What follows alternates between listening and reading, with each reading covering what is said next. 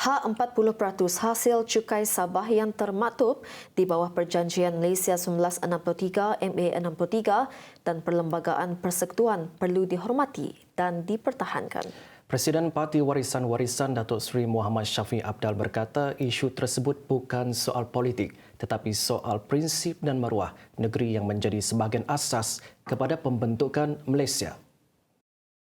Ianya termaktub dalam Perjanjian 63, termaktub dalam Perlembagaan Malaysia yang ada. Sepatutnya kalau kita lihat bagaimana kita membentuk Malaysia, perbincangan intergovernmental. Ya, waktu itu kita ada kerajaan North Borneo diwakili oleh governor.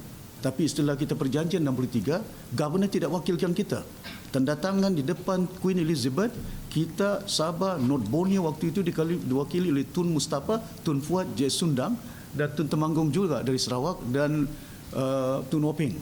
Berbagai pimpinan yang ada untuk membentuk Lee Kuan Yew dari Sarawak dan Singapura. Dan itu merupakan satu perkara di mana 40% ini dalam perjanjian 3 satu-satunya wilayah yang ada hak Sabah, bukan Sarawak, bukan Perlis, bukan Semenanjung. Ya, tidak ada hak. Itu yang membolehkan kita membentuk Malaysia.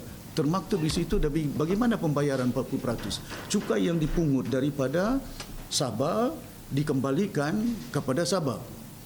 Peruntukan itu mesti diperolehi daripada Consolidated Fund.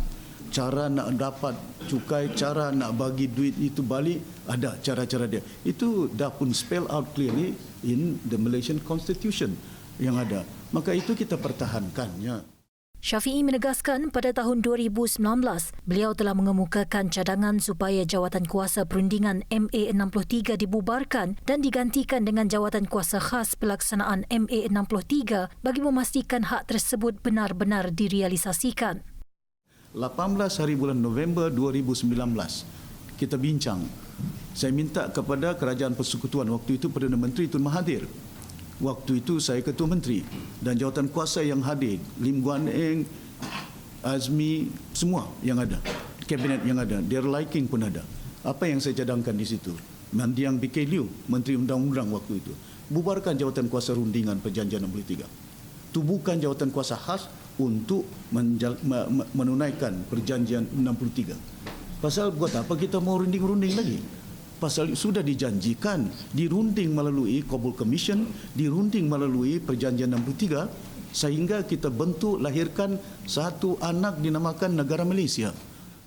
Beliau berkata demikian dalam satu sidang media di Kota Kinabalu yang menyaksikan lebih 200 pemimpin akar umbi daripada pelbagai parti politik menyertai warisan.